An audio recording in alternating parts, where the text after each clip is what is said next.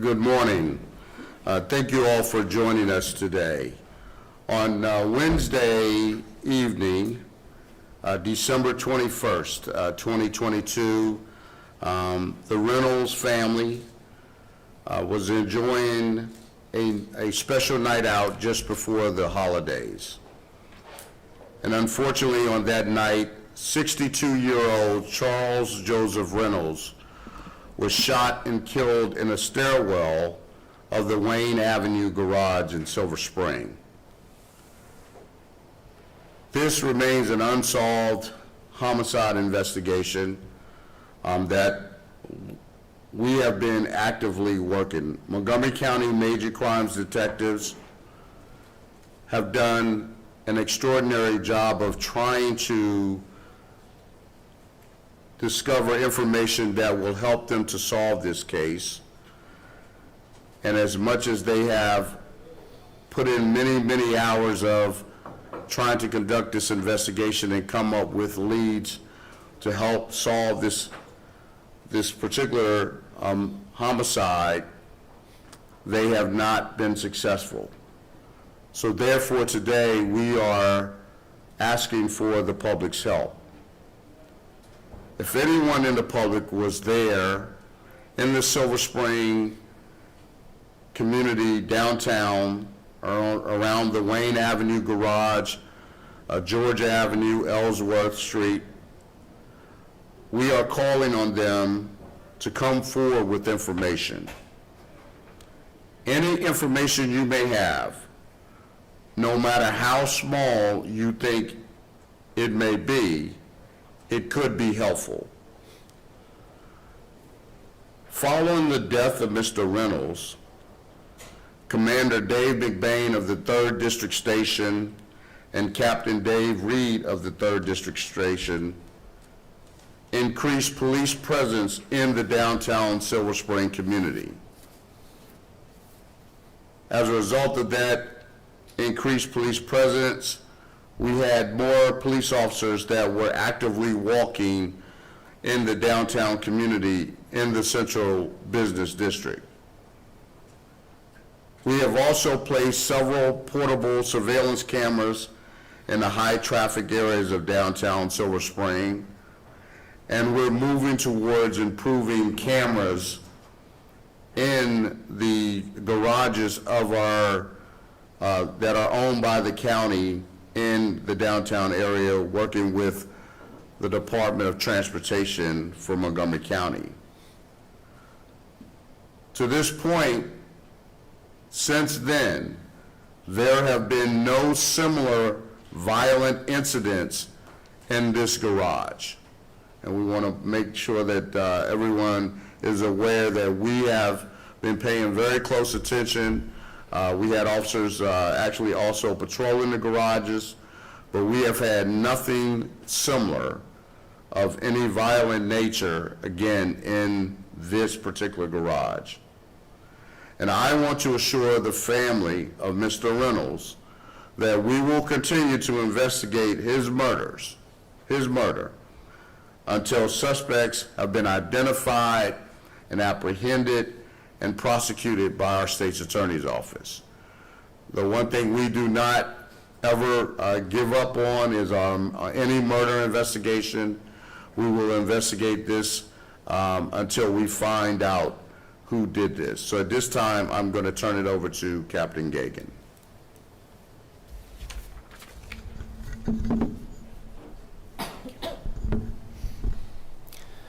So good morning. I'm Captain Sean Gagan. I'm the director of our Major Crimes Division.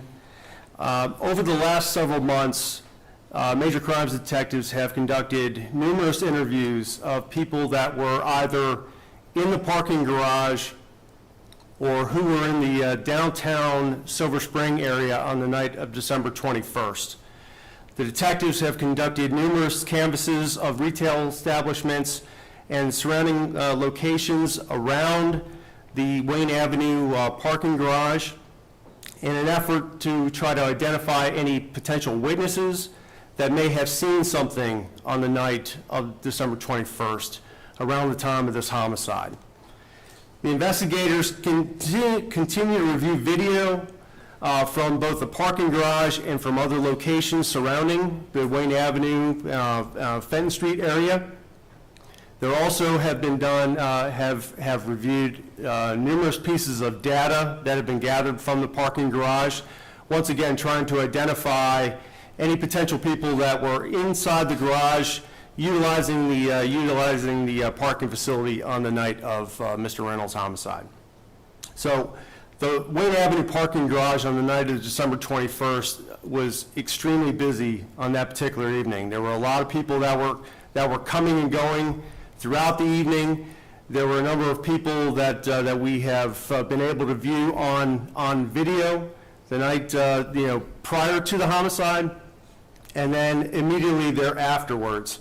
So once again, as Chief Jones said, we're making, we're actually requesting the public's help once again. If you or someone that you know was in the downtown area, or more specifically was using the parking garage there at Wayne Avenue the night of December 21st between the hours of 8:30 p.m. and 9:30 p.m., we're asking your help in reaching out to us or having someone else reach out to us. You can remain anonymous, but we're looking for any information that that the public may have that's going to help us in trying to identify the person or persons that may be responsible for this homicide. So that number for our crime solvers in Montgomery County is toll-free number. It's 1-866-411-TIPS. And that, once again, is 1-866-411-8477. So that's all I have from this point. I know we have Ms. Hastings and her sister here, and Cher's going to bring them up at this point.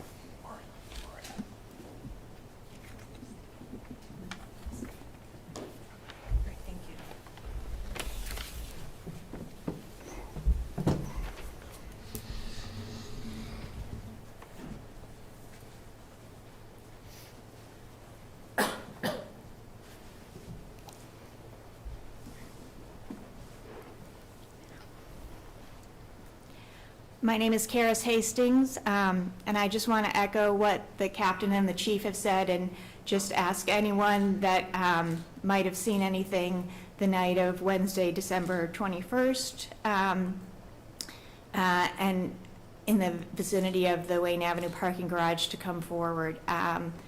It was a night that we were actually celebrating. My husband had picked up our youngest daughter from school. We were finishing up our Christmas shopping. It was 4 days before Christmas, and we were having a celebration dinner for Mary Beth's daughter's birthday, and had all gotten together. And after we left the restaurant, most of us went down to get some ice cream. Joe went across to the parking garage to put the leftovers from dinner into the car, and the rest of us went for ice cream. Mary Beth ended up deciding she didn't want ice cream. She went back to the parking garage. She actually found Joe when she got there and called 911, and it was literally 6 minutes between when we left the restaurant and when she called 911, and the rest of us had gotten ice cream, came back, and there was a helicopter overhead. We got to the garage. It was surrounded by police tape, and I was told, that it was my husband who was the victim.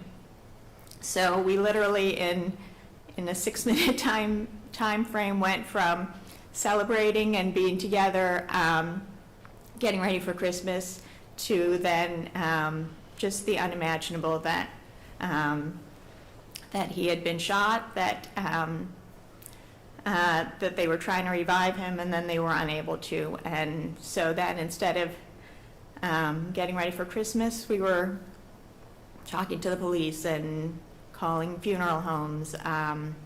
And so our 3 daughters, 2 of the daughters our daughters were there that night. The other one came the next day, and just lost a wonderful father who, unlike me, could talk to them about their techie careers and interests. And I lost a husband who was just everything you could want a husband to be, supportive and caring, and would do anything for anyone. And it's a loss to our community as well. My husband was very generous with his time. He helped with our church when COVID started, and he was a computer nerd, and he made sure that we could have Zoom worship services, and he worked on the building at the church, and worked on our neighborhood pool and helping it to get keep maintained. And he volunteered a bunch of time for Cheer, a community organization that helps at-risk kids. They had a terrible problem with their computers, and he volunteered hours after hours to try to get their computer systems back and running. So his death is a loss, not just for my family, my extended family, but for the larger community. And so we'd really like to see someone come forward and resolve this. Obviously, nothing's going to bring him back, but we're hoping that getting the person who did it, or persons, would at least make the community feel a little bit safer again.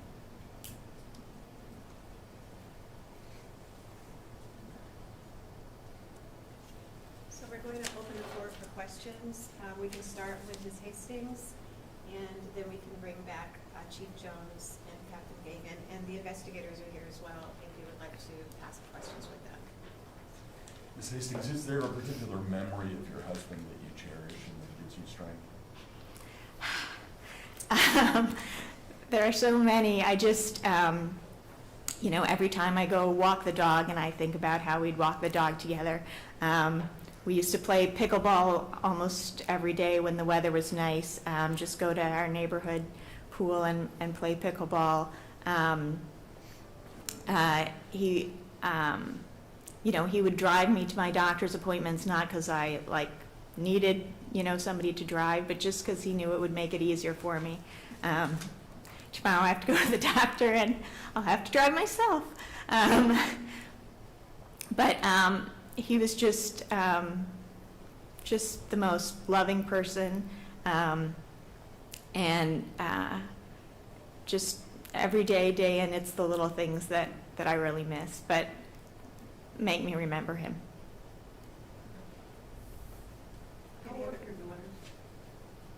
How old are they?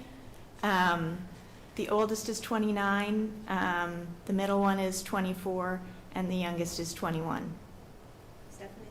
My sister's, my little sister, and there is a chance that whoever's out there is still watching. So I really want that. I don't know what happened. Obviously, we don't know what could have occurred. It was such a short period of time.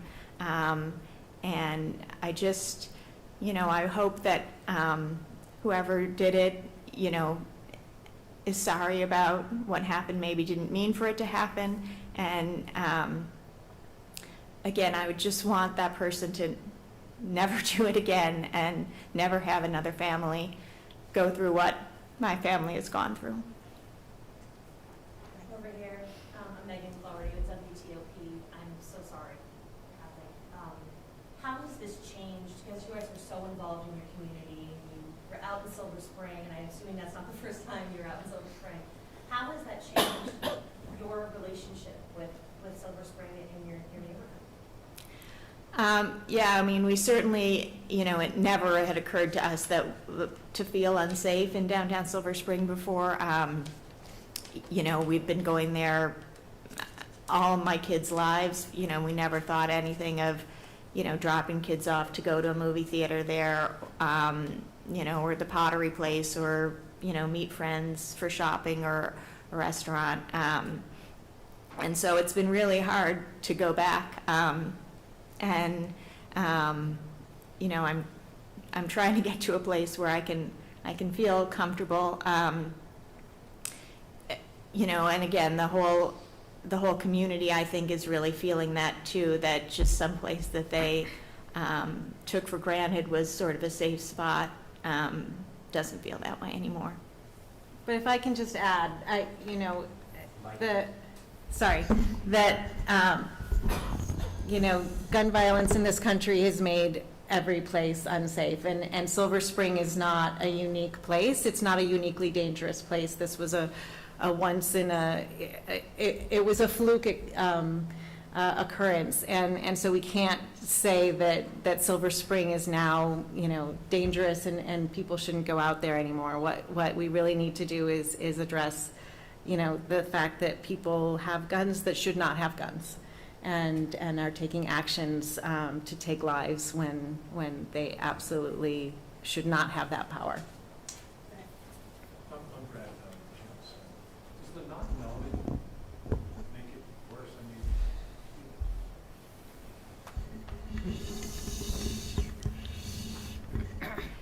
I mean, again, it's not like knowing is going to bring him back. But, you know, it's certainly, even though it's not rational, like in the couple days after he died, my daughter was going out somewhere early, and I knew she was going to be going out. But when I woke up, because I heard the front door opening and closing, all of a sudden, you know, the first thing in my head was, they're coming back, you know. And so, yeah, just not having any sense of it being over. Obviously, it's never going to be over, but it does make it harder to try to get back to some semblance of normal life. Just two quick questions. You mentioned that you had just picked up your youngest daughter. Was there something was she coming back from college or something like that? And then the other question is, there's been this terrible rash across America of these kind of chance encounters ending in death. Do you think that might have been what happened here? Yeah, so my daughter was coming back from college. She goes to college in Colorado. So Joe had picked her up at BWI earlier in the day. Yeah, and as Mary Beth was saying, you know, the fact that there are so many guns in the community, and we know from just such a short time period that Joe was out of our sight, that that whatever happened in a moment, and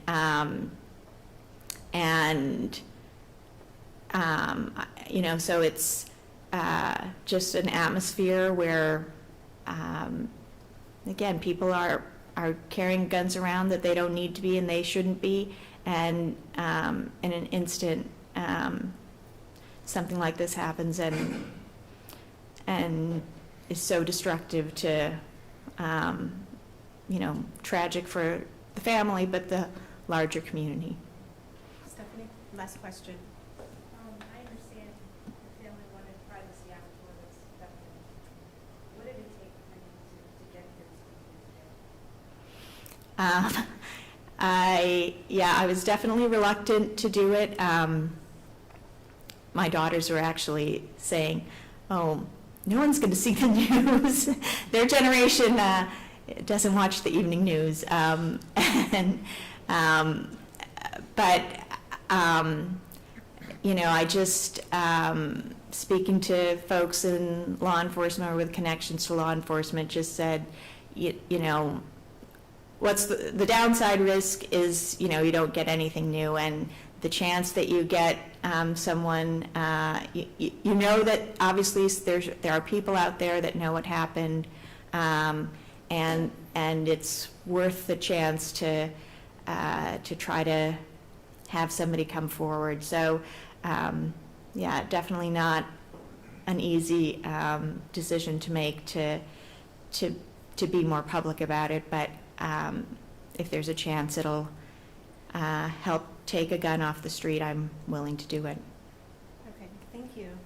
We're going to bring in Chief Jones and Captain Gagan, and we also have Captain Dave Reed. Thank you. Captain Dave Reed to talk about patrols Thank you so much. in the area.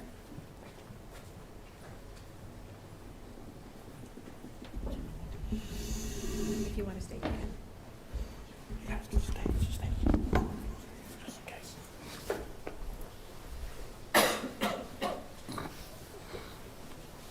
Any questions? Any theories at all? Totally random, targeted, anything at all? First, I'll say this, Brad. This is, we've had incidents in the county, and particularly in our central business district areas, where an incident happens. There are people that are that are walking around, driving, that will report out. At minimum, they saw someone running away, they saw someone speeding away. In this particular case, we have heard none of that. We have, as I noted, the detectives have done extensive work in not only just in the garage facility, looking at the video camera footage, but also looking at neighboring businesses within that area that we would have seen some sort of an escape route. And none of that has come to fruition. And so that, when we talk about a theory, we're really at our wits' end in this particular incident, because it doesn't make sense to us. Sometimes you can see clear evidence for example, of a robbery that may give you a sense that this may have been a robbery that's gone bad, and it still may be. It still may be. We don't know that that's not the case. We just know that there was nothing of significance that was missing from our victim, and that's again where we have to again try to figure out what is and what was the motive of this horrific crime, because it just doesn't make sense to us at this present moment. Yes, sir. There were cameras outside. Actually, two questions. Did this actually happen in the stairwell? Where exactly was he found? And then, secondly, you said there were cameras around the garage. Do you believe that you have potentially images of the killer but just can't ID him specifically, or could he have made, or she made their escape and escaped detection at all from cameras? Well, it's, at this point, it's possible that, first it did happen in the stairwell, and there were no specific cameras in the stairwell, so we want to make that perfectly clear. But there are cameras in the garage, and there are no specific images of any individual of interest that we have in our possession. Again, we know that that is a county garage. It is a paid garage where you have to pay for exit. So it is quite possible that, the assailant in this case could have possibly gotten into a vehicle and made their escape in that way. We are, again, doing everything we can to try to identify all vehicles that exited the garage around after the homicide occurred. So we're still following those leads, potentially looking at the individuals who were there. But that's really, that's a challenge within itself. Yes, ma'am. Chief, can you talk about that, the fact that there is no suspect, the fact that there is this hanging, it seems random, does that do to the community? I mean, it must be frustrating for you, but to not know why probably is making a lot of people feel uncomfortable. Oh, absolutely, and it's been, I think, as noted, since this occurred, the community was really rocked. For those who particularly visit Silver Spring, we have heard from the Silver Spring community and other members of our Montgomery County community and people in this area that often visit Silver Spring to note their uneasiness, you might say, based upon this type of event occurring. So we've worked very hard to try to comfort them and to note that we are doing our very best to provide high visibility, with our officers and providing additional equipment to assist us. We have actually implemented a real-time crime center, violent crime information center, where we're monitoring a lot of activities through a lot of other access to cameras to address some of the crime issues, not only in the Silver Spring area, but in our CBD, such as Wheaton, as an example. But we want to make sure that people know that we are committed to doing our very best. This is, again, at this point in time, it's unexplainable to exactly, the event itself. Not that, it comforts me any more to say that we've not had any further violent incidents such as this that would give us some indication that there was some trend. It's not happened anywhere else in the region from that standpoint. So with that, again, we don't know what the motive was in this particular case, but we're very committed to finding that out and to, again, in the midst of that, making sure that that area remains safe to the best of our ability.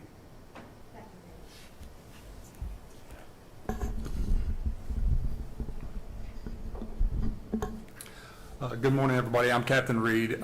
Just wanted to say a few words about some of the initiatives that we've been doing. I have been working downtown Silver Spring, working with Commander McBain for almost 2 years now.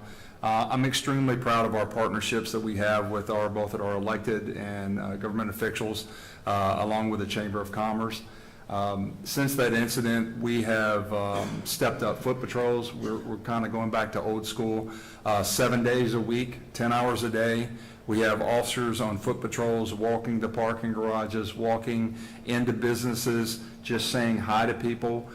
We also have overlapping patrols that are out doing proactive traffic enforcement.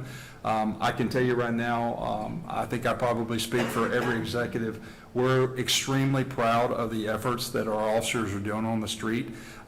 We have recovered well over 400 firearms this year, mainly through our proactive traffic enforcement. And those are over 400 firearms that did not reach their destination, that cannot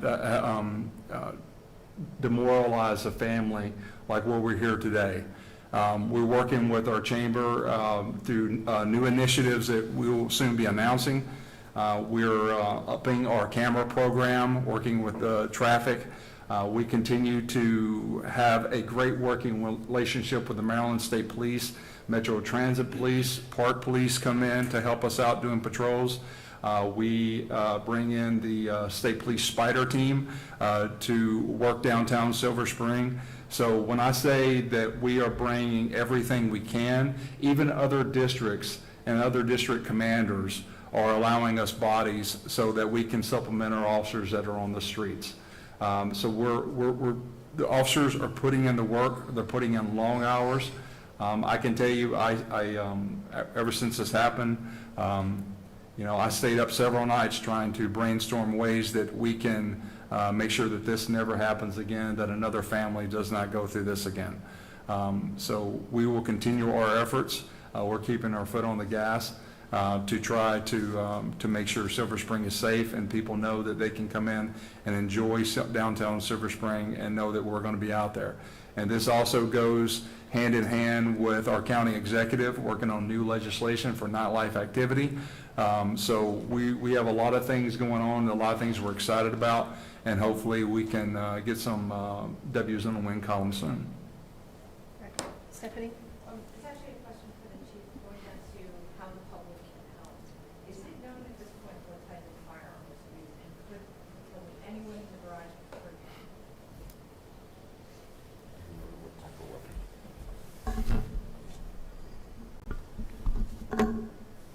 So unfortunately, because this is an ongoing and open investigation, I don't feel comfortable in sharing the details of the type of firearm at this point in time. However, the public would have heard a shot ring out. We did have people that were in the parking garage that did come forward the night of the homicide to let us know that they had heard a shot. Just the same question that I asked Ms. Hastings about, the country's been shocked by just a rash of these kinds of chance encounters resulting in just horrible violence. Is that the most likely explanation of what happened here? I mean, you can't be definitive until you figure out who did it. Yeah, I can't be definitive, but I could say that we have experienced, as I think many of my other colleagues in the profession have experienced, individuals who are in possession of firearms, who try to settle, whether you want to call them disputes or simple disagreements, are just, to be quite frank, just unfriendliness to human beings, and utilize a firearm in order to settle said encounter. And they don't take long to do. I mean, I've seen some that have been broadcast on social media platforms. And that's, I'm not saying it did happen in this case. We, as Captain Reed noted, and what I think Mary Beth noted earlier about the amount of firearms in our community, that's real. That's a real, that's a reality in our community today that I have not seen. I've stated this before. In my 37-year career, I've not seen the amount of firearms that are now accessible in our communities. And they are in the hands of many individuals who should not have them illegally, as is exhibited by the numbers of firearms that officers are recovering here in Montgomery County alone. And I know across the region it's a regional problem, but it's a problem across the country. And again, it's where people come to settle these things, and they are quick to pull out a firearm to settle a road rage incident, or just an incident of displeasure about how they're treated at a local establishment, whatever the case may be. And not only do they just pull it to show it, they actually, we've seen where they pull the trigger. And again, not that we know that this happened in this particular case, but we're not ruling that possibility out at all. Great, last question? Right here. Two questions really quickly. Captain Gagan, you mentioned that witnesses had come forward saying that they had shots. Have the witnesses that come forward mentioned there one shot, or were there multiple shots? Once again, those are specific details of the investigation, so I'm not going to go into the specifics of that. Once again, what was conveyed to us that there was the sound of at least a shot that people heard in the parking garage that night. Thank you.